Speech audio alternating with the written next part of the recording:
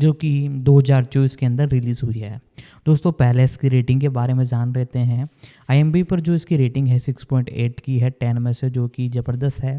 साथ ही साथ red tomatoes पर इसकी रेटिंग 70% है, जो भी ठीक ठाक रेटिंग है। साथ ही साथ इस मूवी की लेंथ के बारे में बात की जाए तो तकरीबन 1 घंटा 45 मिनट टोटल इसकी लेंथ है।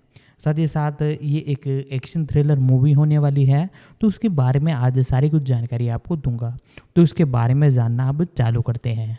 लिफ्ट एक 2024 अमेरिकी डकैती कॉमेडी फिल्म है जो एफ.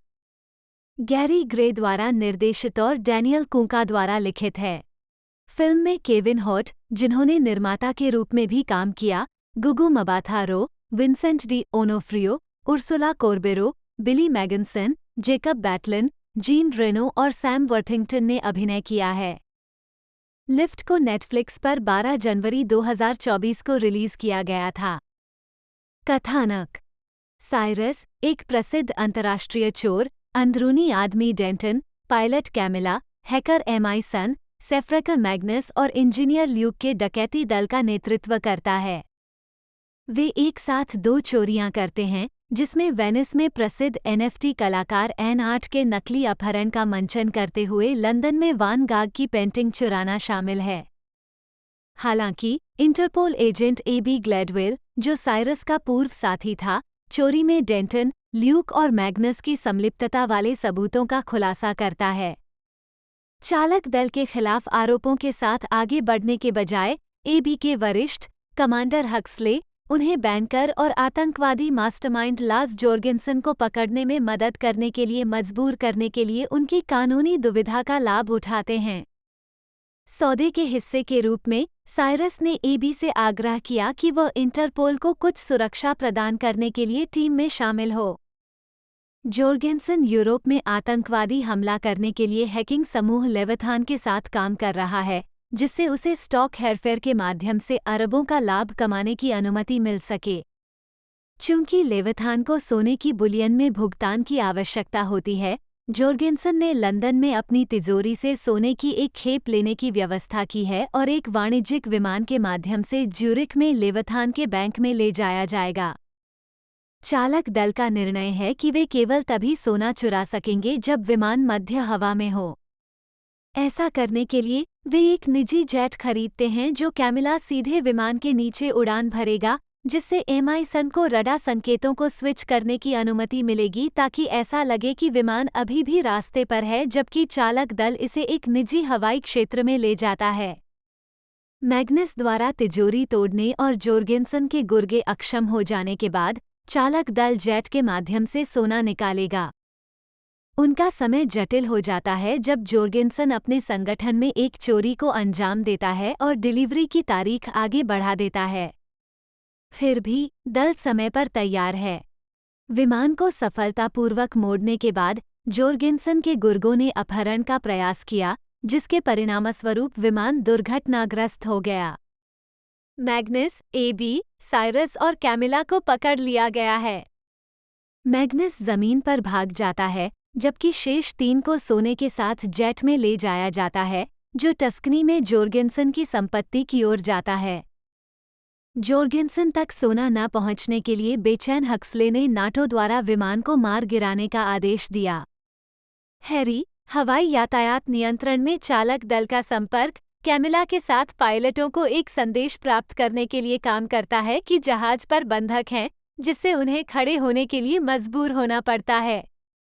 चालक दल और जोर्गेनसन के गुर्गों के बीच एक और लड़ाई के परिणामस्वरूप जेट जोर्गेनसन के विला के मैदान में दुर्घटनाग्रस्त हो गया। एबी, साइरस और कैमिला को जोर्गेनसन ने बंदूक की नोक पर पकड़ लिया है, जो लेविथान के प्रतिनिधि को धमकी देने के बाद उसे मार भी डालता है। काराबिनियरी पहुंचते हैं और साइरस उन्हें जोर्गेनसन द्वारा प्रतिनिधि की हत्या की रिकॉर्डिंग दिखाने के लिए N8 की एनएफटी तकनीक का उपयोग करते हैं। जोर्गेनसन को गिरफ्तार कर लिया गया है, जबकि एबी ने ये जानने पर हक्सले को घोंसा मारा कि उसने नाटो जेट को अधिकृत किया है। वह इंटरपोल से इस्तीफा दे देती है और साइरस में शामिल हो जाती है। हफ्तों बाद साइरस ने एबी को बताया कि चालक दल ने एयरलाइनर पर डकैती के दौरान सोने के शिपमेंट को भी चुरा लिया, वास्तविक शिपमेंट को सोने से रंगी हुई लोहे की छड़ों से बदल दिया। साथ में क्रू ने अपना काम फिर से हासिल किया और अपनी सफलता का जश्न मनाया, जबकि साइरस और एबी ने अपने रिश्ते को फिर से जिंदा किया। कास्ट करें। साइरस के रूप में केविन हॉट, एक प्रसिद्ध चोर और डकैती दल का नेता। एबी, एक इंटरपोल एजेंट के रूप में गुगू मबाथा-रो। इंटरपोल में एबी के बॉस हक्सले के रूप में सैम वर्थिंगटन। डेंटन के रूप में विंसेंट डी ऑनफ्रियो, एक आंतरिक व्यक्ति, भेष बदलने में माहिर और साइरस के दल का सदस्य। कैमिला के रूप में उर्सुला कोर्बेरो, एक पायलट और साइरस के चालक दल के सदस्य। मैग्नस के रूप में बिली मैग्नेसन, एक सेफ्रेकर और साइरस के दल का सदस्य। एमआई सन के रूप में किम यून जी, एक हैकर और साइरस के दल के सदस्य। ल्यूक के रूप में विवेक कालरा, एक इंजीनियर और साइरस के दल के सदस्य। जोर्गेनसन के रूप में जीन रेनो, एक बैंकर और आतंकवादी मास्टरमाइंड जो चालक दल के डकैती का लक्ष्य है। N8, एक एनएफटी कलाकार के रूप में जेकब बैटलन। कॉर्मैक, जोर्गेनसन के प्रमुख गुर्गे के रूप में बन गोरमन। जोर्गेनसन के गुर्गे डोनल के रूप में पॉल एंडरसन। हैरी के रूप में David proud, air traffic control में चालक दल का संपर्क। आर्थर टाइग के रूप में जेस लिडन, जोर्गेनसन के संगठन के अंदर इंटरपोल के सहयोगी। उत्पादन। मार्च 2021 में डैन कुंका की स्पेक स्क्रिप्ट लिफ्ट को नेटफ्लिक्स द्वारा अधिग्रहित किया गया था, जिसमें साइमन किनबर्ग की जेनरे पिक्चर्स और मैट रीव्स की 6वीं और इडाहो ने निर्माण करने की तैयारी की थी। 4 सितंबर में एफ. गैरी ग्रे को निर्देशन के लिए तैयार किया गया था और केविन हॉट को स्टार और निर्माण से जोड़ा गया था। 5. मुख्य फोटोग्राफी फरवरी से मई 2022 तक इटली और उत्तरी आयरलैंड में हुई। 6 फिल्मांकन मार्च में बेलफास्ट के हाबर स्टूडियो में हुआ। 7 मई के अंत में ट्राइस्टे में मिरामारे कैसल मैदान पर दृश्य फिल्माए गए। 8. रिलीज। लिफ्ट को नेटफ्लिक्स पर 12 जनवरी 2024 को रिलीज किया गया था।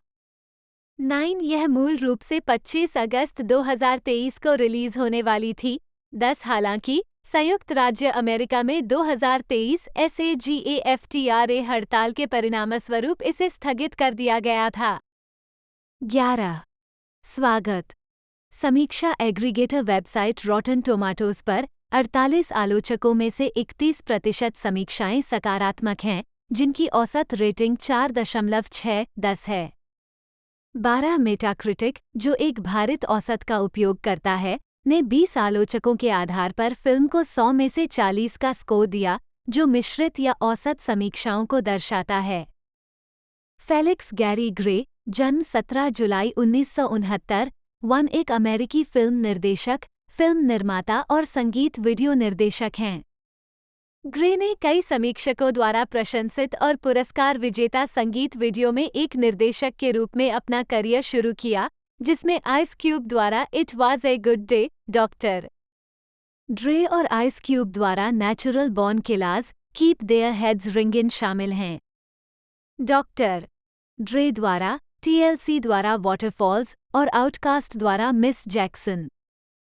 ग्रे ने अपनी फीचर फिल्म निर्देशन की शुरुआत कॉमेडी फ्राइडे 1995 से की। तब से उन्होंने set it of 1996, the negotiator 1998, the Italian job 2003, be cool 2005, law abiding citizen 2009 और स्ट्रेट आउटा कॉम्पिटनर 2015 फिल्मों का निर्देशन किया है। उन्होंने फास्ट एंड फ्यूरियस फ्रेंचाइजी की 8वीं किस्त, the fate of the furious 2017 का भी निर्देशन किया, जो अब तक की 23वीं सबसे ज्यादा कमाई करने वाली फिल्म है। 2. प्रारंभिक जीवन। ग्रे का जन्म न्यूयॉर्क शहर में हुआ और उनका पालन पोषण मुख्य रूप से दक्षिण लॉस एंजल्स में हुआ। उन्होंने 16 साल की उम्र में निर्णय लिया कि वह एक फिल्म निर्माता बनेंगे। उन्होंने हाई स्कूल में AV कक्षा के साथ वीडियो कैमरा के लिए एक प्रतिभा की खोज की थी। करियर। चरण दर चरण प्रक्रिया की तलाश करते हुए उन्होंने फिल्म उद्योग में एक सहायक के रूप में कई वर्षों तक काम करने की योजना बनाई और उम्मीद की कि जब वह 45 वर्ष के हो जाएंगे तब तक वह अपनी पहली फीचर फिल्म पर काम कर लेंगे। जैसे ही उन्होंने काम करना शुरू किया, हाई स्कूल छोड़ दिया और स्क्रीन सीन जैसे कार्यक्रमों पर कैमरा ऑपरेटर के रूप में काम किया। उन्होंने कॉमेडी मेजर लीग 1989 में भी कुछ भूमिका निभाई थी। 3 उन्हें संगीत वीडियो के साथ निर्देशन करने का पहला मौका मिला, जिसकी शुरुआत हिप हॉप समूह WC और माद सकल WC उनके पूर्व सहपाठी थे के लिए एक वीडियो से हुई। 1993 में उन्होंने आइस क्यूब के it was a good day के लिए संगीत वीडियो का निर्देशन किया। वीडियो गीत के बोल का शाब्दिक रूपांतरण है। वह आइस क्यूब के साथ साथ साइप्रस हिल, आउटकास्ट, डॉक्टर ड्रे और क्वीन लतीफा जैसे कलाकारों के लिए बाद के वीडियो का निर्देशन करेंगे। 26 साल की उम्र में टीम ग्रे ने रैपर निर्माता आइस क्यूब, जिन्होंने लॉस एंजल्स में अपने अनुभवों के आधार पर फिल्म का सह लेखन किया, और क्रिस टकर के साथ अपनी पहली फिल्म बडी स्टोनर कॉमेडी फ्राइडे का निर्देशन किया। इसके बाद उन्होंने जेडा पिंकेट और क्वीन लतीफा के साथ फिल्म सेट इट ऑफ का निर्देशन किया।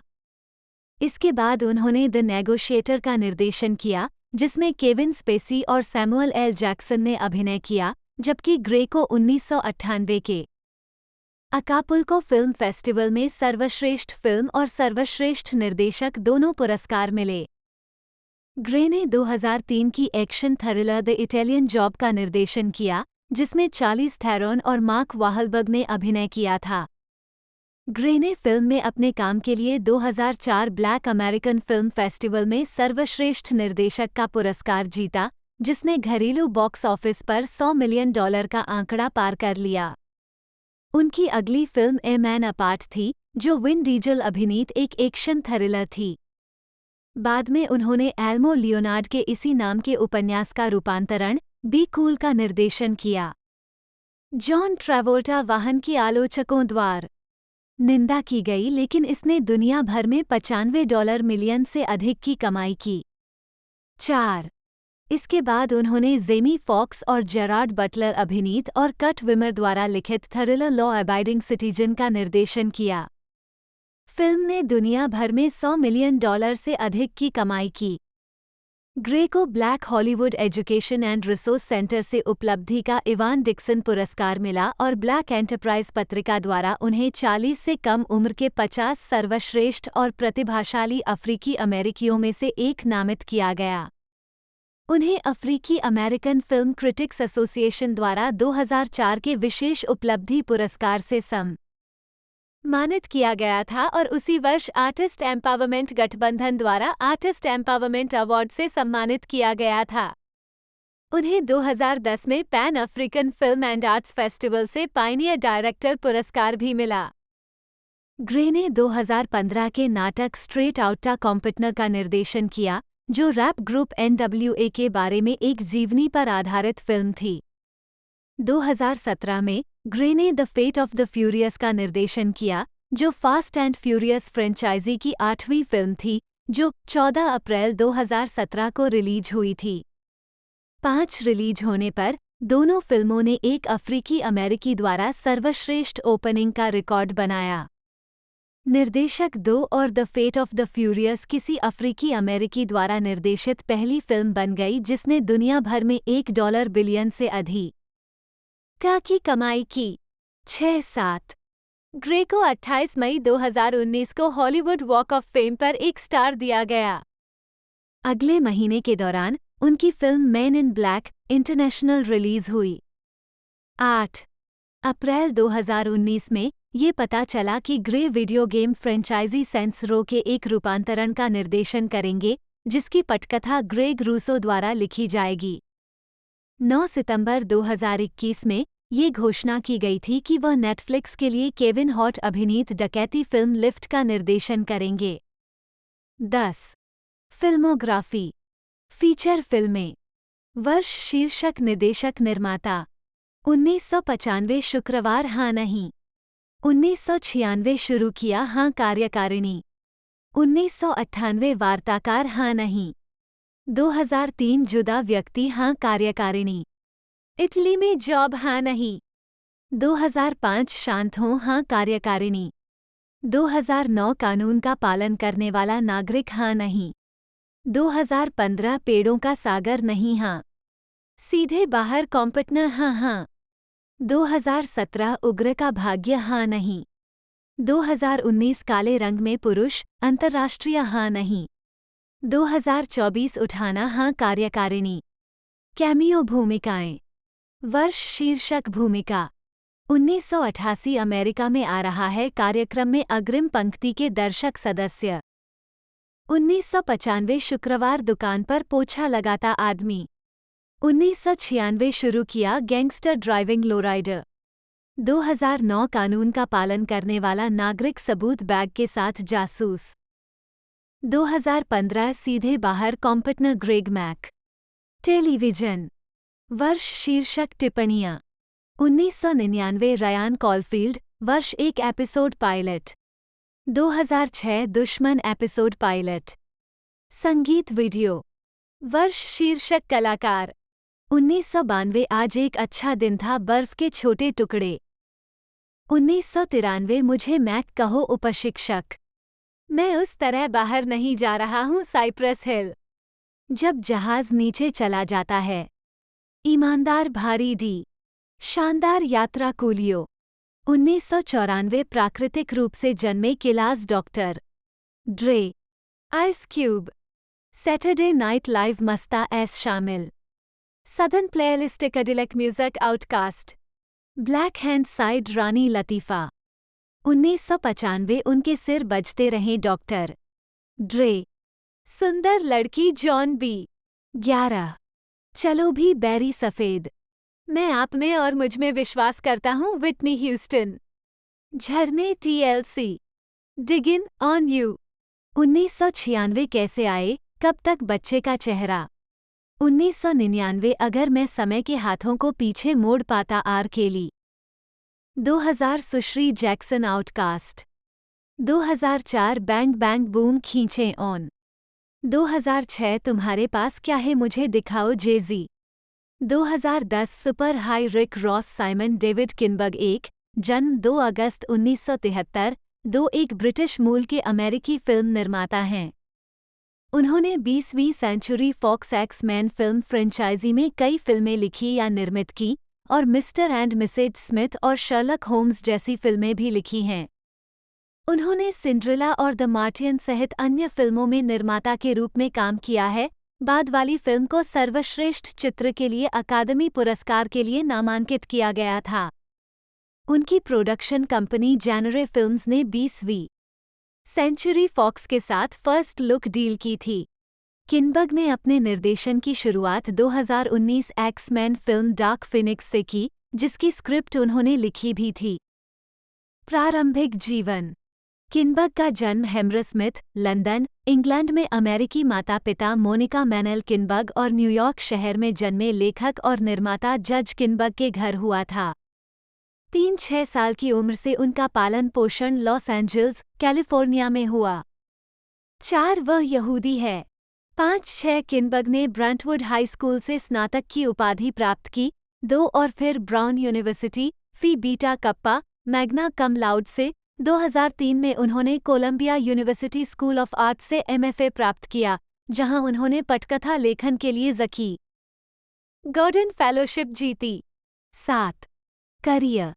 फिल्म और टेलीविजन। फिल्म स्कूल में रहते हुए किनबर्ग ने वॉर्नर ब्रदर्स को एक पिच बेची, फिर स्टीवन स्पीलबर्ग और जेरी ब्रुकहाइमर सहित अन्य लोगों के साथ काम करते हुए डिज्नी, सोनी और ड्रीमवर्क्स के लिए स्क्रिप्ट लिखी।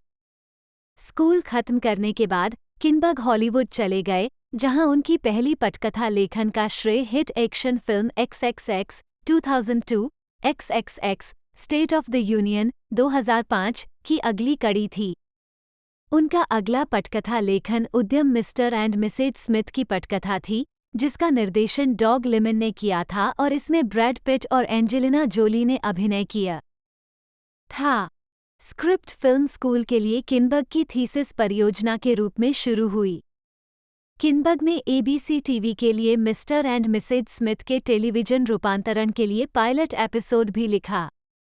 वो फिल्म में ब्रैड पिट के साथ एक दृश्य में भी दिखाई देते हैं। प्रशस्ति पत्र आवश्यक। किनबग की अगली पटकथा लेखन 20वीं सेंचुरी फॉक्स एक्समैन फिल्म श्रृंखला की तीसरी फिल्म थी, एक्समैन द लास्ट स्टैंड 2006, जिसे उन्होंने जैक पैन के साथ सह लिखा था। कॉमिक बुक लेखक क्रिस क्लेमोंट, जिन्होंने डार्क फिनिक्स कहानी लिखी, जो फिल्म के लिए प्राथमिक स्रोत सामग्री के रूप में काम करती थी, ने फिल्म का उपन्यासकरण भी लिखा और किनबग को पुस्तक में एक चरित्र बनाया। प्रशस्ति पत्र आवश्यक। किनबग फिल्म जंपर 2008 के लिए निर्देशक डॉग लिमन के साथ फिर से जुड़े। किनबग ने फिल्म लिखी और निर्मित की, जिसमें Samuel L Jackson, Hayden Christensen और डायने लेन ने अभिनय किया। अगले वर्ष किनबग गाय रिची द्वारा निर्देशित शर्लक होम्स के लेखक थे, जिसमें रॉबर्ट डाउनी जूनियर और जूड लॉ ने अभिनय किया था। अप्रैल 2010 में उनकी प्रोडक्शन कंपनी जेनरे फिल्म्स ने 20वीं सेंचुरी फॉक्स के साथ एक फर्स्ट लुक डील पर हस्ताक्षर किए। 8.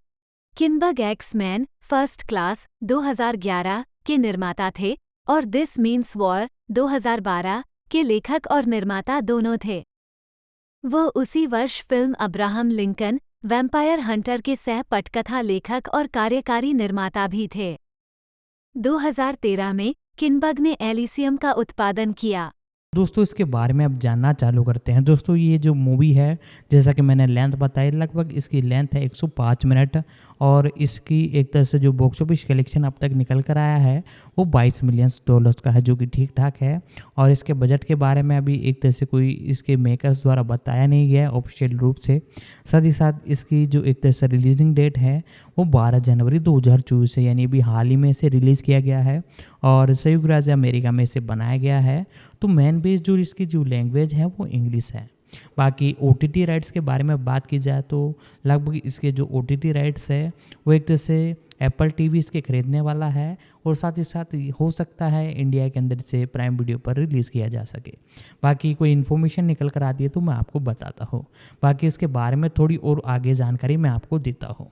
मैट रीव्स, जन्म 27 अप्रैल 1966, एक अमेरिकी फिल्म निर्माता हैं, जिन्हें पहली बार WB ड्रामा सीरीज फेलिसिटी 1998-2002 के लिए पहचान मिली, जिसे उन्होंने J.J. अब्राम्स के साथ मिलकर बनाया था।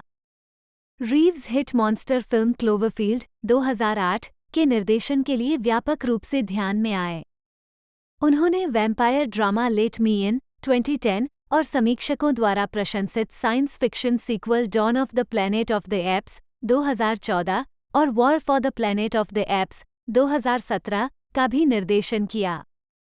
उन्होंने सुपरहीरो फिल्म द बैटमैन 2022 का निर्देशन किया, जिसमें शीर्षक चरित्र के रूप में रॉबर्ट पैटिंसन हैं। प्रारंभिक जीवन। रीव्स का जन्म 27 अप्रैल 1966 को वन रॉकविले सेंटर, न्यूयॉर्क में 2 लॉन्ग आइलैंड पर हुआ था। जब वे 5 वर्ष के थे तब वे अपने परिवार के साथ लॉस एंजल्स चले गए।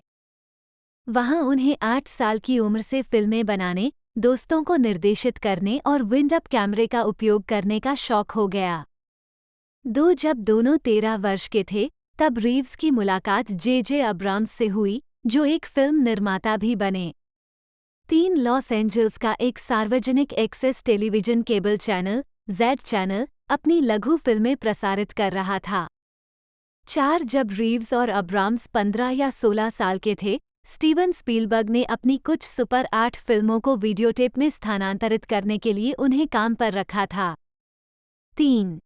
रीव्स ने दक्षिणी कैलिफोर्निया विश्वविद्यालय में दाखिला लिया, जहां वह लेखक जेफ लोएब के लिए पटकथा लेखन के छात्र थे।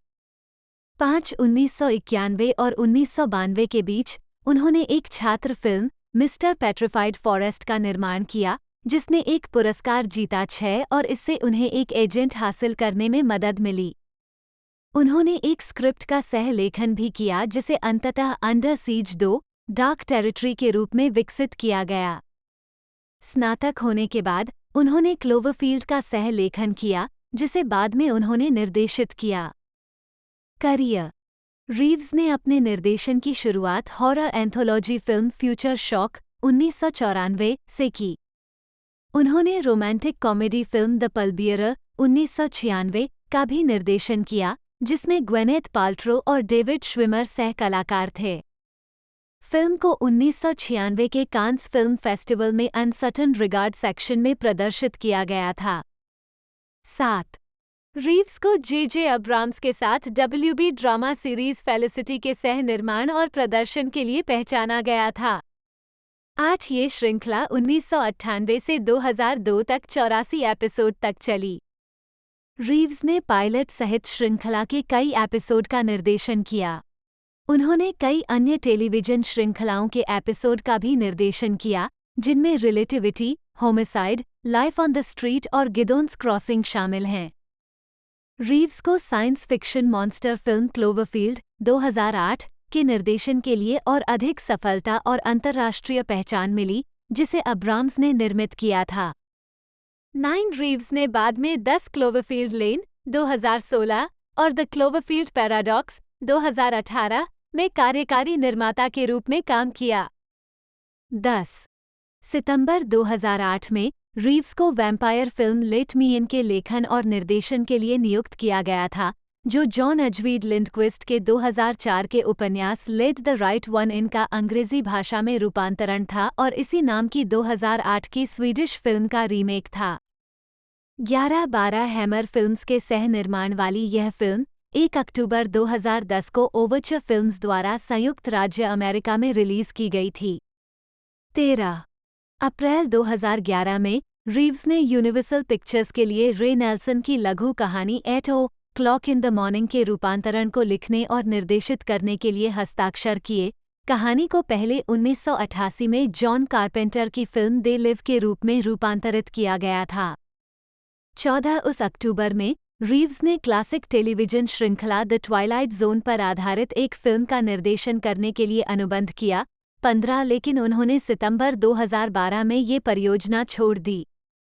16 रीव्स को 20वीं सेंचुरी फॉक्स द्वारा science fiction film dawn of the planet of the apes 2014 का निर्देशन करने के लिए लाया गया था, जो rise of the planet of the apps की अगली कड़ी थी।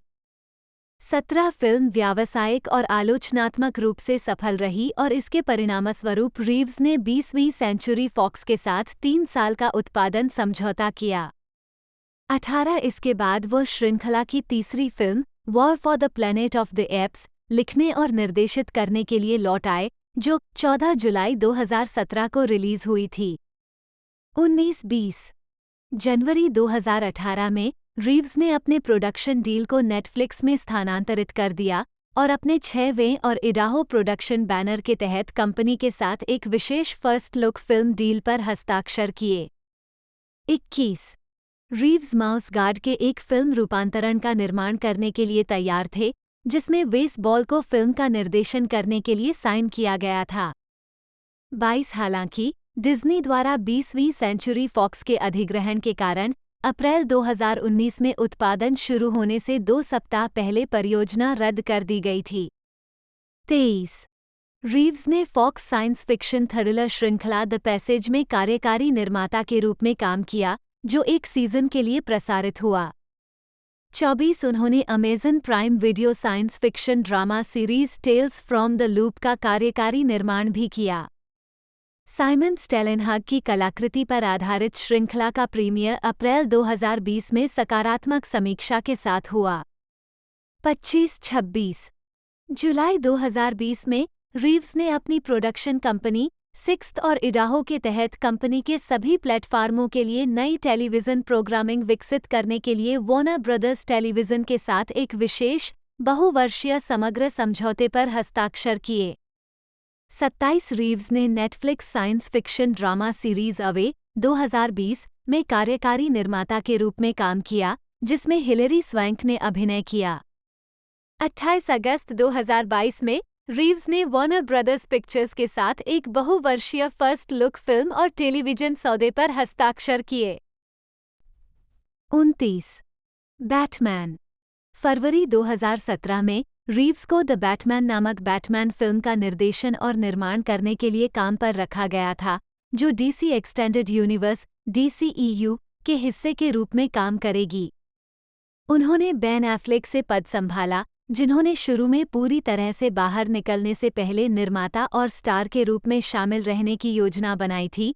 रीव्स ने फिल्म को DCEU से पूरी तरह से अलग करने और चरित्र के एक युवा अवतार पर ध्यान केंद्रित करने का विकल्प चुना, जिससे उन्हें अनुमति मिली चरित्र की अपनी दृष्टि और समझ के अनुरूप का अधिक व्यक्तिगत कहानी बनाने का अवसर। 30313233 रीव्स ने पीटर क्रेग के साथ पटकथा का सह लेखन किया और मुख्य फोटोग्राफी जनवरी 2020 में शुरू हुई। 34-35-23 फरवरी 2022 को लंदन में प्रीमियर द बैटमैन को नाटकीय रूप से रिलीज किया गया था। 4 मार्च को ब्रूस वेन बैटमैन के रूप में रॉबर्ट पैटिंसन अभिनीत 363738 उम्मीद है कि यह फिल्म नई बैटमैन फिल्म त्रयी की पहली किस्त के रूप में काम करेगी, साथ ही बैटमैन पर केंद्रित एक नया साझा ब्रह्मांड स्थापित करेगी। पहला sequel the Batman part 2 Reeves के लेखन और निर्देशन में लौटने के साथ अप्रैल 2022 में घोषित किया गया था और 3 अक्टूबर 2025 को सिनेमाघरों में रिलीज किया जाएगा। 39404142 आगामी परियोजनाएं। अगस्त 2020 में रीव्स को वार्नर ब्रदर्स टेलीविजन के सहयोग से डायने कुक के उपन्यास द न्यू वाइल्डनेस से अनुकूलित एक टेलीविजन श्रृंखला विकसित करने की घोषणा की गई थी। 43 उन्हें कई नए कार्यों के निर्माता के रूप में घोषित किया गया है। सितंबर 2020 में रीव्स को एंडी मैकडर्मॉट के पहले उपन्यास द हंट फॉर अटलांटिस, एक नेटफ्लिक्स कृति की एक लाइव एक्शन फिल्म का निर्माण करने की सूचना मिली थी। 43 मार्च 2021 में रीव्स को विलेज रोडशो पिक्चर्स के साथ मिलकर रूसी विज्ञान कथा फिल्म स्पुतनिक के अंग्रेजी भाषा के रीमेक के निर्माता के रूप में घोषित किया गया था। 44 मई 2021 में रीव्स को जे अब्राम्स और ब्रूस टिम के साथ HBO मैक्स और कार्टून नेटवर्क के लिए बैटमैन कैप्ट क्रूसेडर नामक एक नई बैटमैन एनिमेटेड श्रृंखला के लिए कार्यकारी निर्माता के रूप में काम करने की पुष्टि की गई थी।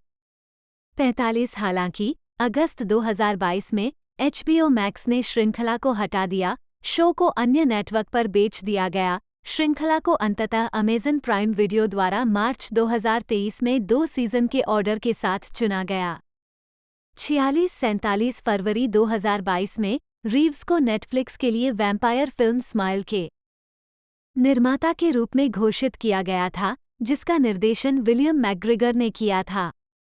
48 रीव्स HBO मैक्स के लिए द बैटमैन की एक सीमित श्रृंखला स्पिन ऑफ द पेंगुइन का कार्यकारी निर्माण भी करेंगे, जिसमें कॉलिन फैरल फिल्म में ओसवाल्डोस कोबलपॉट पेंगुइन की अपनी भूमिका को दोहराएंगे। लॉरेन लेफ्रैंक श्रोता होंगी। 49 अप्रैल 2022 में ये घोषणा की गई थी कि रीव्स नेटफ्लिक्स के लिए एफ. गैरी ग्रे द्वारा निर्देशित और केविन हॉट, उर्सुला कोर्बेरो और विंसेंट डी ओनोफ्रियो अभिनीत डकैती फिल्म लिफ्ट में निर्माता के रूप में काम करेंगे। 50 जनवरी 2023 में ये घोषणा की गई कि रीव्स बस्टर कीटन के बारे में रामी मालेक अभिनीत एक सीमित श्रृंखला का निर्देशन और कार्यकारी निर्माण करेंगे, जिसमें टेड कोहेन का लेखन होगा। ये परियोजना जेम्स कर्टिस की जीवनी बस्टर कीटन ए फिल्ममेकर्स लाइफ पर आधारित होने की उम्मीद है। 51 व्यक्तिगत जीवन। रीव्स का विवाह पूर्व एनिमेटर मेलिंडा वांग से हुआ है। उनका एक बेटा भी है। 2 फिल्मोग्राफी। फिल्म चाबी उन फिल्मों को दर्शाता है जो अभी तक रिलीज नहीं हुई हैं। निर्देशक के रूप में वर्ष, शीर्षक, निदेशक, लेखक, निर्माता, टिप्पणियां। 1994 भविष्य का झटका, हाँ हाँ नहीं, खंड, मिस्टर पेट्रिफाइड फॉरेस्ट। 1996 पालने वाला, हाँ हाँ नहीं, जेसन कैटम्स के साथ सह-लिखित। 2008 तिपतिया घास का मैदान, हाँ नहीं नहीं। 2010 मुझे अंदर आने दो, हाँ हाँ नहीं। 2014 कपियों के ग्रह का उदय, हाँ नहीं नहीं। 2017 वानरों के ग्रह के लिए युद्ध, हाँ हाँ नहीं, मार्क बॉम्बैक के साथ सह-लिखित। 2022 बैटमैन, हाँ हाँ हाँ, पीटर क्रेग के साथ सह-लिखित। लेखक निर्माता के रूप में। वर्ष शीर्षक लेखक निर्माता टिप्पणियाँ 1995 घेराबंदी 2 के तहत डार्क टेरिटरी हाँ नहीं रिचर्ड हेटम के साथ सह लिखित। 2000 गज हाँ सह निर्माता जेम्स ग्रे के साथ सह लिखित। 2016 10 क्लोवरफील्ड लेन नहीं कार्यकारिणी। 2018 क्लोवरफील्ड विरोधाभास नहीं कार्यकारिणी।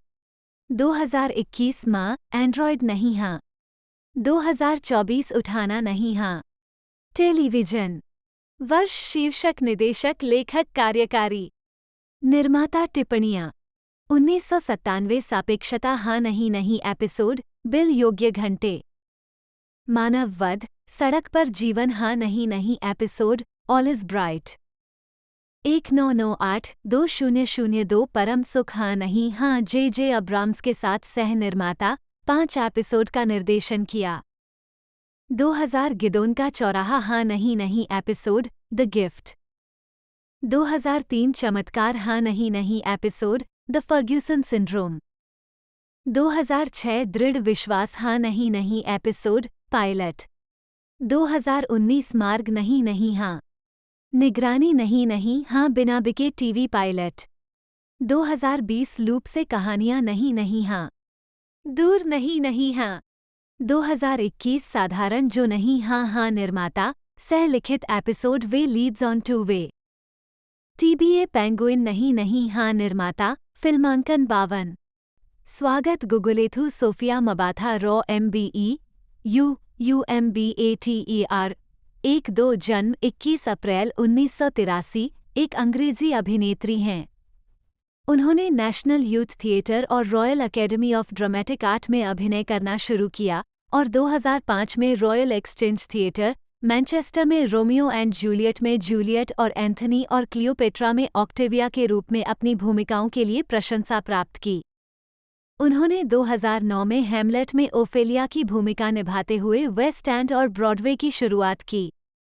जेसिका स्वेल के 2015 के नाटक नेल ग्विन में मुख्य किरदार के रूप में उनकी भूमिका के लिए उन्हें सर्वश्रेष्ठ अभिनेत्री के नामांकन के लिए इवनिंग स्टैंडर्ड थिएटर अवार्ड मिला। उनकी प्रारंभिक टेलीविजन भूमिकाओं में डॉक्टर हू 2007, NBC श्रृंखला अंडरकवर 2010 और फॉक्स टच 2012 शामिल हैं।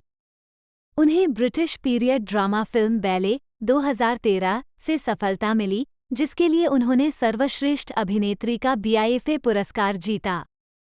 बियॉन्ड द लाइट्स 2014 और मिस स्लोएन 2016 फिल्मों में भूमिकाओं के बाद उन्होंने एमी पुरस्कार विजेता ब्लैक मिरर एपिसोड सैन जुनिपेरो 2016 में सह अभिनय किया, जिसके लिए उन्हें प्रशंसा मिली।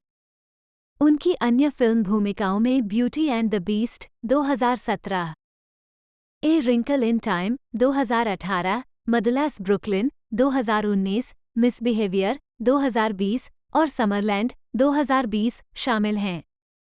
उन्होंने एप्पल टीवी जोड़ drama series the morning show 2019 और डिज्नी जोड़ सीरीज लोकी 2021 वर्तमान में भी अभिनय किया है। 2017 में एम्बाथा रॉ को नाटक की सेवाओं के लिए महारानी एलिजाबेथ द्वितीय द्वारा order of the British Empire MBE का सदस्य नियुक्त किया गया था। फरवरी 2021 में मबाथा रॉ को संयुक्त राष्ट्र शरणार्थी उच्चायुक्त UNHCR के लिए वैश्विक सद्भावना राजदूत नियुक्त किया गया था। प्रारंभिक जीवन, परिवार और शिक्षा। गुगुलेथु सोफिया मबाथा रॉ का जन्म 21 अप्रैल 1983 को हुआ था। 345 ऑक्सफोर्ड, यूनाइटेड किंगडम में एक दक्षिण अफ्रीकी डॉक्टर पैट्रिक मबाथा और एक अंग्रेजी नर्स एनी रॉ की बेटी। 6 उनका पहला नाम इगुगु लेथु का संकुचन है, जिसका अर्थ इस ज़ुलू में हमारा गौरव है। एक छात्रा के रूप में उनके पिता अफ्रीकी राष्ट्रीय कांग्रेस के सदस्य और दक्षिण अफ्रीका में रंगभेद का विरोध करने वाले कार्यकर्ता थे, जिसके परिणामस्वरूप उन्हें भागना पड़ा। 7 जब वह 1 वर्ष की थी तब उसके माता पिता अलग हो गए और वह ज़्यादात अपनी माँ के साथ रहती थी। 8 मबाथा रॉ की शिक्षा द हेनरी बॉक्स स्कूल में हुई। 9 जो ऑक्सफोर्डशायर के मार्केट टाउन विटनी में एक राज्य व्यापक स्कूल है, जहां उनका पालन पोषण हुआ। छोटी उम्र से ही अभिनय, नृत्य और संगीत थिएटर में रुचि रखने वाली मबाथा रो ने राष्ट्रीय युवा थिएटर में भाग लिया। उनके श्रेय में जूडी टॉम्पसेट स्कूल ऑफ डांस में नृत्य शामिल है, जिसे अब मार्श टॉम्पसेट स्कूल ऑफ डांस के रूप में जाना जाता है। 2001 में वो royal academy of dramatic art में प्रशिक्षण लेने के लिए लंदन चली गईं। 8. करियर। प्रारंभिक करियर। मबाथा रो ने बैड गर्ल्स 2006 और मार्पल 2007 जैसी टेलीविजन श्रृंखलाओं में छोटी भूमिकाएं निभाईं। डॉक्टर हू में उन्हें साथ ही मार्था जोन्स की बहन टीश जोन्स के रूप में चित्रित किया गया है, सबसे प्रमुख रूप से द लार्जर एक्सपेरिमेंट 2007 में। नाटक में उनकी शुरुआती सफलताओं में से एक 2005 में रॉयल एक्सचेंज थिएटर, मैनचेस्टर में रोमियो एंड जूलियट थी, जिसमें उन्होंने रोमियो के रूप में एंड्रू गारफील्ड के सामने जूलियट की भूमिका निभाई थी। 11 मबाथा रो को जूलियट के किरदार के लिए मैनचेस्टर इवनिंग न्यू ज थिएटर अवार्ड्स में सर्वश्रेष्ठ अभिनेत्री के लिए नामांकित किया गया था। वह 2005 में उसी थिएटर में एंटनी और क्लियोपेट्रा में ऑक्टेविया के रूप में भी दिखाई दी। 12. 2009 में मबाथा रो को लंदन के वेस्ट एंड और ब्रॉडवे पर हैमलेट में ओफेलिया के रूप में लिया गया था। शीर्षक भूमिका में जूड लॉ के विपरीत था। 13 सितंबर 2010 में हैमलेट में उन्हें देखने के बाद उन्हें जे अब्राम्स की टेलीविजन श्रृंखला अंडरकवर में कास्ट किया गया था। 2 महीने बाद श्रृंखला रद्द कर दी गई। 14-15 जून 2011 में मबाथा रो को फॉक्स टेलीविजन श्रृंखला टच में किफर सदरलैंड के साथ मुख्य महिला भूमिका के रूप में चुना गया था। 16 टॉम हैंक्स द्वारा लिखित और निर्देशित रोमांटिक कॉमेडी लैरी क्राउन 2011 में उनकी सहायक भूमिका थी, जिन्होंने शीर्षक भूमिका में अभिनय किया था। 17 उन्हें British academy of film and television arts द्वारा देखने के लिए 42 ब्रिट्स में से एक नामित किया गया था। 18 2013 वर्तमान। 2020 में मबाथा रो।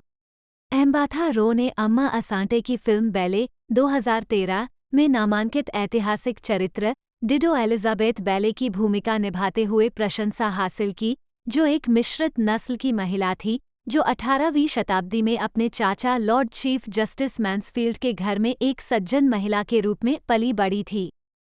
सदी इंग्लैंड 1920। ये film 2013 Toronto international film festival में प्रदर्शित हुई, जहां इसे फॉक्स सर्चलाइट पिक्चर्स द्वारा अधिग्रहित किया गया। इसे 2014 में रिलीज किया गया था। मबाथा रो को उनके प्रदर्शन के लिए कई पुरस्कारों के लिए नामांकित किया गया था, जिसमें 2 ब्रिटिश इंडिपेंडेंट फिल्म पुरस्कार, एक ब्रिटिश इंडिपेंडेंट फिल्म में एक अभिनेत्री द्वारा सर्वश्रेष्ठ प्रदर्शन और मोस्ट प्रॉमिसिंग न्यूकमर शामिल थे। उन्हें सर्वश्रेष्ठ अभिनेत्री के सैटेलाइट पुरस्कार के लिए भी नामांकित किया गया था।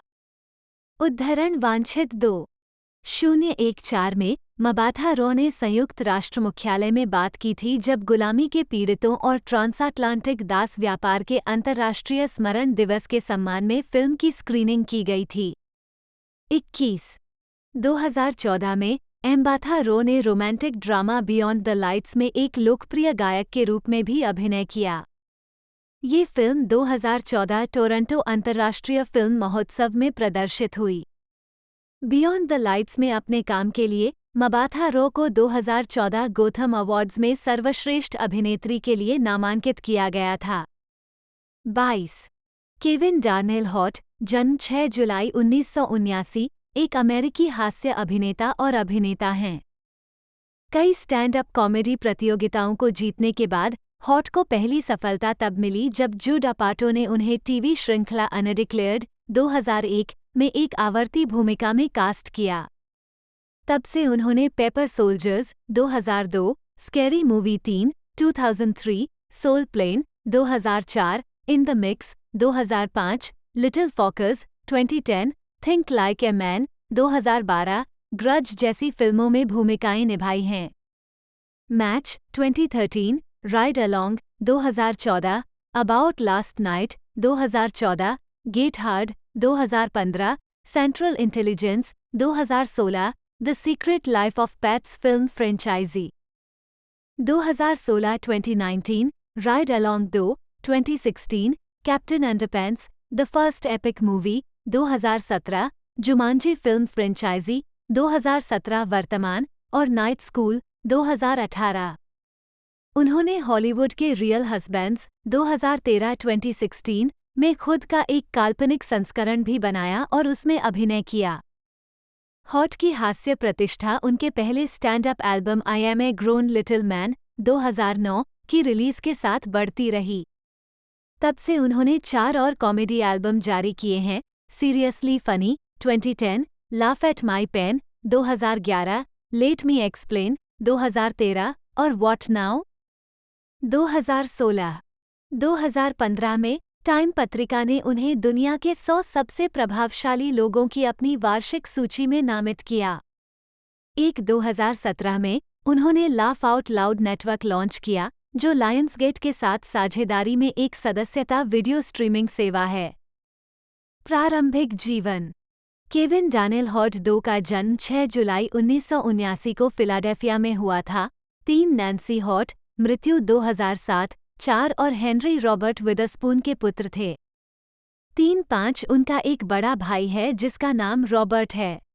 2 उनका पालन पोषण उनकी मां ने एकल माता पिता के घर में किया था, जो पेंसिल्वेनिया विश्वविद्यालय में छात्र पंजीकरण और वित्तीय सेवाओं के कार्यालय के लिए सिस्टम विश्लेषक के रूप में काम करती थीं।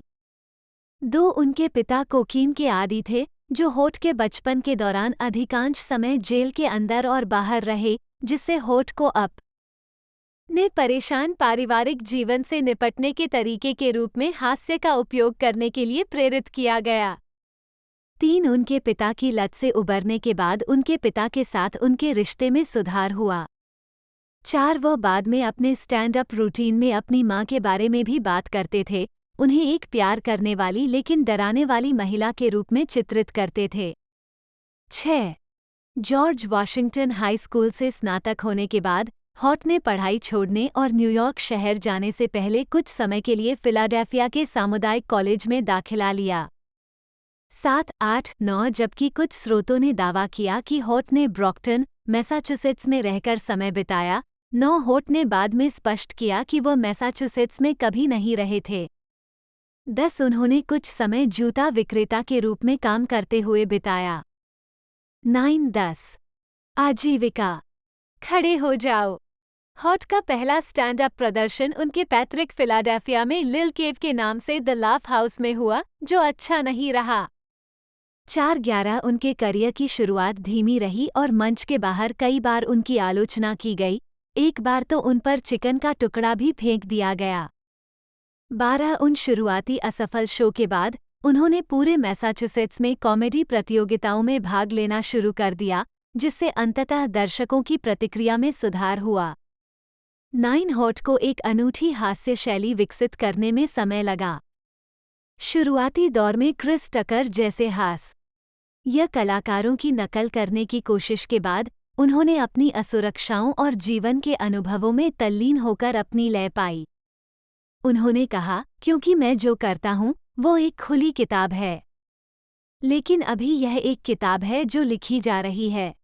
12 हॉट की कॉमेडी यात्राएं 2009 में I am a grown little man शीर्षक से उनके अभिनय के साथ शुरू हुईं, इसके बाद 2010 में सीरियसली फनी, 2011 में लाफ एट माई पेन और 2013 में लेट मी एक्सप्लेन, जिनमें से अंतिम 2 को फीचर के रूप में भी जारी किया गया था।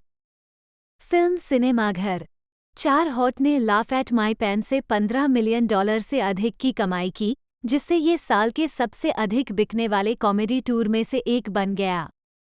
13 हॉट के पास आईट्यून्स के माध्यम से लिटिल जंपमैन नामक एक गेम भी उपलब्ध है।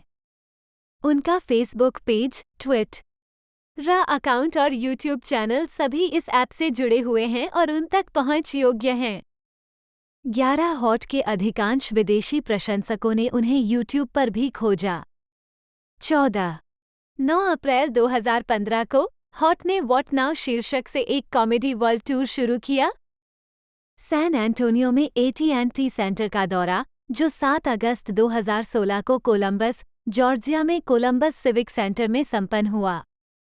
16 जुलाई 2015 को यूनिवर्सल पिक्चर्स ने घोषणा की कि केविन हार्ट व्हाट नाउ, एक स्टैंड अप कॉमेडी फिल्म जिसमें हार्ट्स व्हाट नाउ का प्रदर्शन दिखाया गया है। टूर 14 अक्टूबर 2016 को संयुक्त राज्य अमेरिका में नाटकीय रूप से रिलीज किया जाएगा। 15 शो को 30 अगस्त 2015 को फिलाडेल्फिया के लिंकन फाइनेंशियल फील्ड में 53,000 लोगों के सामने लाइव फिल्माया गया था। 16-17 फिल्म और टेलीविजन भूमिकाएं। अक्टूबर 2009 में हॉट और चार्ल्स एम रॉबिन्सन। 2002 के सिटकॉम अनडिक्लेयर्ड में हॉट की अतिथि भूमिका थी। उन्होंने 2002 की फिल्म पेपर सोल्जर से अपने फिल्मी करियर की शुरुआत की। इसके बाद हॉट को अन्य फिल्मों में भूमिकाएं मिली, जैसे कि scary movie franchise, soul plane, the 40-ईयर-ओल्ड virgin, death at a funeral और लिटिल फॉकर्स। 18 उन्होंने अपनी खुद की असुरक्षाओं का हवाला देते हुए 2008 की फिल्म ट्रॉपिक थंडर में एक भूमिका निभाने से इनकार कर दिया क्योंकि यह किरदार समलैंगिक था। 19 उन्होंने फिल्म द 5-ईयर एंगेजमेंट 2012 में डॉग की भूमिका निभाई और थिंक लाइक ए मैन में दिखाई दिए, जो बॉक्स ऑफिस पर सफल रही। वह सीक्वल में भी नजर आए। दिस इज द एंड में उन्होंने खुद की तरह एक कैमियो किया था। 2013 में हॉट ने ग्रज मैच में एक बॉक्सिंग प्रमोटर की भूमिका निभाई और एग्जिट स्ट्रेटेजी में मैनेक्विन हेडमैन के रूप में दिखाई दिए। वह 35 और टिकिंग में भी नजर आए। 2014 में हॉट ने आइस क्यूब के विपरीत राइड अलोंग में बेन के रूप में अभिनय किया। 20 फिल्म को आलोचकों से आमतौर पर नकारात्मक समीक्षा मिली, लेकिन ये बॉक्स ऑफिस पर बड़ी सफल रही। 21-22 हॉट ने अगली कड़ी राइड अलोंग 2 में वापसी की, जो 15 जनवरी 2016 को रिलीज हुई। 23-24 2013 में हॉट ने क्रिस स्पेंसर के साथ रियल हस्बैंड्स ऑफ हॉलीवुड का सह निर्माण किया। 25 शो में हॉट के साथ साथ श्रृंखला के अन्य विवाहित सेलिब्रिटी प्रत्येक स्वयं का एक हास्यपूर्ण काल्पनिक संस्करण निभा रहे हैं। शामिल हैं बोरिस कोज्जो, नेली, डुआने मार्टिन, जेबी स्मूव, निक कैनन और रॉबिन थिके। थिक अपने संगीत करियर के कारण दूसरे सीजन में वापस नहीं लौटे, हालांकि हॉट ने कहा है कि थिक की वापसी के लिए दरवाजा खुला है।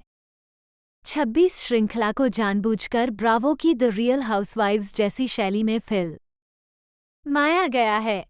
एपिसोड अक्सर वास्तविक हॉट के हॉलीवुड की सेलिब्रिटी सामाजिक सीढ़ी पर चढ़ने के बेहद असफल प्रयासों, जो हमेशा अपमानजनक तरीके से उल्टा पड़ता है, और चरित्र की अपने अधिक सफल सेलिब्रिटी दोस्तों के प्रति छिपी हुई ईर्ष्या पर निर्भर करते हैं। 2012 बीईटी पुरस्कारों के दौरान एक खंड के रूप में एक झलक दिखाई गई थी और आधिकारिक प्रोमो अक्टूबर 2012 में जारी किया गया था। 27 2014 में हॉट। 2015 में हॉट ने विल फेरल और द वेडिंग रिंगर के साथ फिल्म गेट हार्ड में अभिनय किया। 2016 में उन्होंने ड्वेन जॉनसन और animated the secret life of pets के साथ सेंट्रल इंटेलिजेंस फिल्मों में अभिनय किया। 28-29-2017 में उन्होंने captain underpants the first epic movie में एक आवाज की भूमिका में अभिनय किया और Jumanji welcome to the jungle में जैक ब्लैक, करेन गिलन के साथ अभिनय किया और जॉनसन के साथ फिर से काम किया। 30-31 उन्होंने 2017 में अनुमानित $32 मिलियन कमाए। 32 2018 में उन्होंने अपनी production company heartbeat productions night school के तहत अपनी पहली फिल्म का निर्माण किया। 33 अक्टूबर 2018 में ये घोषणा की गई कि अपनी प्रोडक्शन कंपनी के माध्यम से उन्होंने निकलोडियन के साथ एक फर्स्ट लुक डील पर हस्ताक्षर किए हैं। सौदे के तहत हॉट और उनका हार्टबीट प्रोडक्शंस बैनर नेटवर्क के लिए लाइव एक्शन स्क्रिप्टेड बच्चों की सामग्री का विकास और उत्पादन करेंगे। हॉट ने यूनिवर्सल स्टूडियोज के साथ फर्स्ट लुक फिल्म का सौदा भी किया है। 34 2019 में हॉट की फिल्म द अपसाइड एक नाटक में उनकी पहली प्रमुख भूमिका नाटकीय रूप से रिलीज हुई थी। इसमें ब्रायन क्रैंस्टन और निकोल किडमैन ने भी अभिनय किया। 35 हॉट ने अगली कड़ी the secret life of pets 2 में भी स्नोबॉल की अपनी भूमिका दोहराई। 2021 में हॉट ने फादरहुड में अभिनय किया, जो एक ऐसे व्यक्ति के बारे में नाटक था जिसकी पत्नी बच्चे के जन्म के तुरंत बाद मर जाती है, जिससे उसे अपनी बेटी को अकेले पालने की जिम्मेदारी मिलती है। 36 इसका प्रीमियर 18 जून 2021 को नेटफ्लिक्स पर हुआ। 37 2020 में उनकी श्रृंखला डाई हॉट का प्रीमियर 20 जुलाई को क्विबी पर हुआ और इसका पहला सप्ताहांत मजबूत रहा। कथित तौर पर कई घरों में श्रृंखला की स्ट्रीमिंग हुई। 9 जून को रोकू और हॉट के multi platform comedy brand laugh out loud ने द रोकू चैनल पर श्रृंखला का दूसरा सीजन शुरू किया। अपनी अभिनीत भूमिका में लौटने के अलावा हॉट एग्जीक्यूटिव ने दूसरे सीजन का निर्माण किया। लाफ आउट लाउड के सीईओ और हॉट के लंबे समय से बिजनेस पार्टनर जेफ क्लैनगन इस परियोजना पर निर्माता के रूप में काम करते हैं।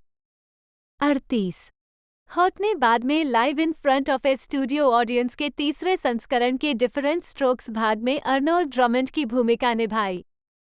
39 2022 में हॉट ने कॉमेडी फिल्म मी टाइम में मार्क वाहलबर्ग के साथ अभिनय किया।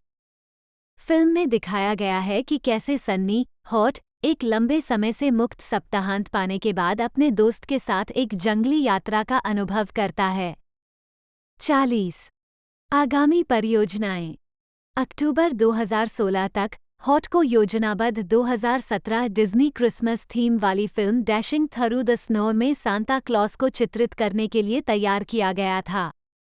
41-42 अक्टूबर 2018 में ये बताया गया कि क्रिस रॉक उन दोनों के मूल विचार पर आधारित एक फिल्म में हॉट का निर्देशन करेंगे। ये फिल्म ब्लैक ईश लेखिका यमारा टेलर द्वारा लिखी जाएगी और यह फिल्म घर पर रहने वाले एक पिता के इर्द गिर्द घूमती है जो बच्चों का पालन पोषण करता है, जबकि उसकी स्टार सीईओ पत्नी घर में कमाने वाले के रूप में काम करती है। वह आदमी खुद को भावनात्मक और सार्वजनिक रूप से उथल-पुथल में पाता है जब उसकी पत्नी उसे लात मारकर गिरा देती है और वे एक कड़वे तलाक और हिरासत की लड़ाई में उलझ जाते हैं। 43 2019 में हॉट ने मोनोपोली, ब्लैक फ्राइडे, एक अनाम अंतर्राष्ट्रीय रोमांटिक कॉमेडी, एक्सट्रीम जॉब और स्क्रूज्ड में अभिनय करने और निर्माण करने के लिए साइन किया। 4-4-4-5-4-6-4-7 उन्होंने जनवरी 2021 में नेटफ्लिक्स के साथ एक फर्स्ट लुक डील पर हस्ताक्षर किए। 48 गैरी ग्रे द्वारा निर्देशित नेटफ्लिक्स कॉमेडी डकैती फिल्म लिफ्ट में हॉट एक मास्टर चोर के रूप में अभिनय करते हैं, जिसमें उर्सुला कोर्बेरो भी शामिल हैं। मनी हीस्ट और विंसेंट डी ओनोफ्रियो। 49 फिल्म का प्रीमियर जनवरी 2024 में होने वाला है। 50 जोर से हंसने वाली प्रस्तुतियाँ। 2017 में हॉट ने दुनिया भर में सभी जातियों की शीर्ष हास्य प्रतिभाओं को अवसर प्रदान करने के लिए एक वैश्विक मीडिया और production company laugh out loud 51 की स्थापना की। 52 मूल रूप से लायंसगेट के साथ भागीदारी की। 53 लायंसगेट की अधिकांश हिस्सेदारी खरीदने के बाद हॉट 2019 में बहुमत के मालिक बन गए। LOL 4 प्रभागों के साथ डिजिटल, ऑडियो, रैखिक और अनुभवात्मक सहित मीडिया चैनलों की पूरी श्रृंखला तक फैला है। LOL network, LOL studio, LOL audio और LOL X 54। हॉट ने अपनी स्थापना के बाद से प्लूटो टीवी, रोकू, स्नैप, फेसबुक, पीकॉक और यूट्यूब के साथ साझेदारी सौदे हासिल करके LOL की पहुंच का आक्रामक रूप से विस्तार किया है। 2020 में उन्होंने सीरियस XM के साथ अपनी कंपनी का समझौता बढ़ाया। 55 नेटवर्क ने सफल प्रोग्रामिंग लॉन्च की है, जिसमें कोल्ड एज बॉलर्स शामिल है, जिसने 1 अरब से अधिक यूट्यूब व्यूज अर्जित किए हैं। 56 Kevin Hart, Lyft legend, what the fit और straight from the Hart. LOL ने कई पुरस्कार जीते हैं, जिनमें producers guild of America, critics choice movie awards, real screen, streamy और वेबी से नामांकन और पुरस्कार शामिल हैं।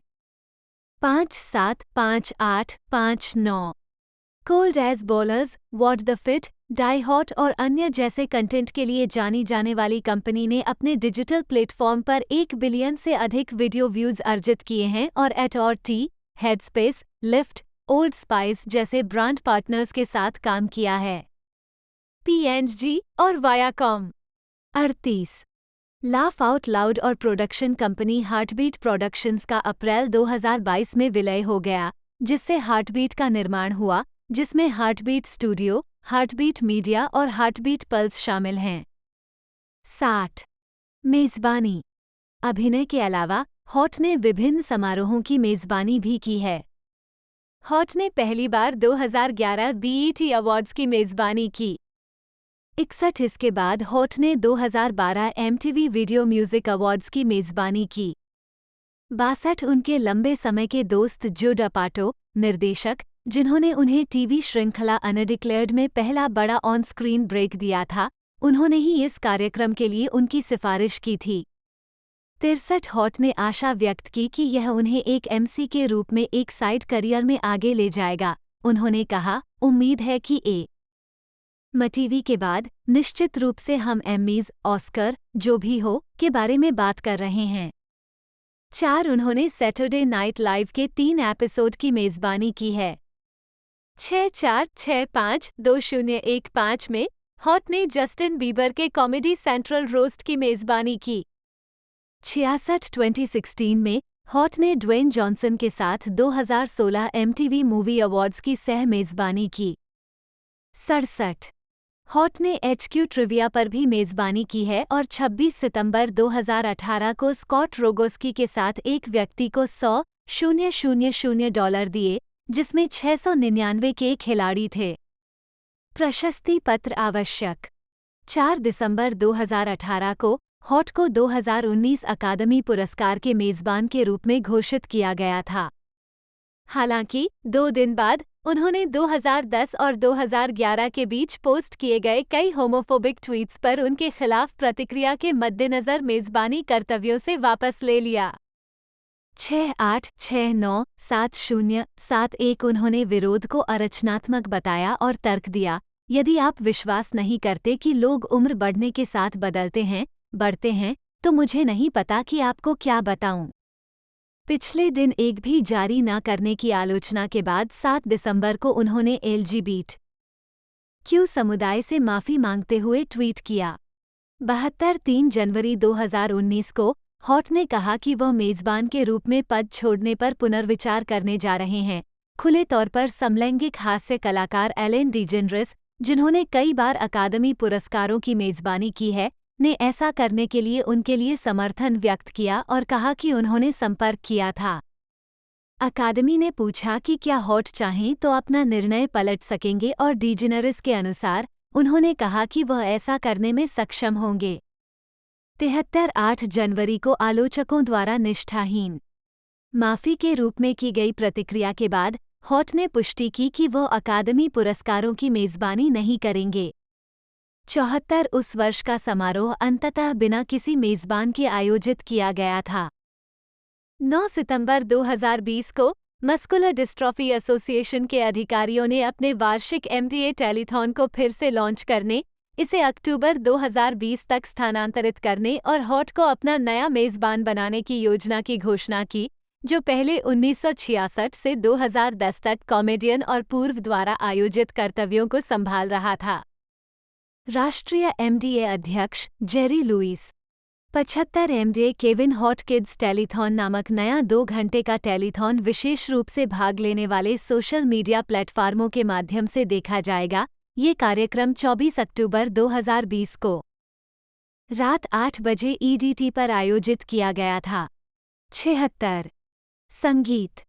चॉकलेट ड्रॉपा अपने उपनाम के रूप में उन्होंने मोटाउन रिकॉर्ड्स पर हस्ताक्षर किए और केविन हॉट, व्हाट नाउ?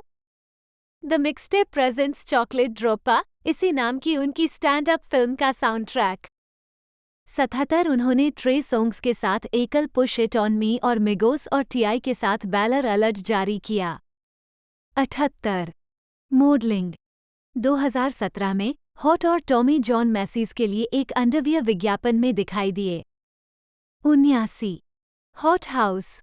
अगस्त 2022 में हॉट ने एक शाकाहारी रेस्तरां हॉट हाउस की शुरुआत की, जिसका उद्देश्य स्वादिष्ट पौधे आधारित विकल्पों की पेशकश द्वारा फास्ट फूड श्रृंखलाओं के साथ प्रतिस्पर्धा करने में सक्षम एक रेस्तरां श्रृंखला की शुरुआत करना था। 8081 लॉस एंजल्स अंतर्राष्ट्रीय हवाई अड्डे LAX से लगभग 1 मील की दूरी पर लॉस एंजल्स, कैलिफोर्निया में रेस्तरां खोला गया, जिसमें वेजी बर्गर और चिकन उत्पादों का एक सरल मेनू था। 8081 दावा किया जाता है कि रेस्तरां की पेशकशें कोलेस्ट्रॉल, एंटीबायोटिक्स। तो दोस्तों आज की इस वीडियो में हमने इस एक्शन थ्रिलर मूवी के बारे में बात करी। यदि आपको वीडियो अच्छी लगी हो तो वीडियो को लाइक कीजिएगा, चैनल पर नए हो तो चैनल को सब्सक्राइब कर लीजिएगा, बेल आइकन दबाकर इसे ऑल पर सेट कर ले। बाकी दोस्तों आप इस मूवी को देख चुके हो तो आप अपना रिव्यू नीचे लिख सकते हैं। बाकी आज की इस वीडियो में इतना ही, मिलते हैं अगले वीडियो में।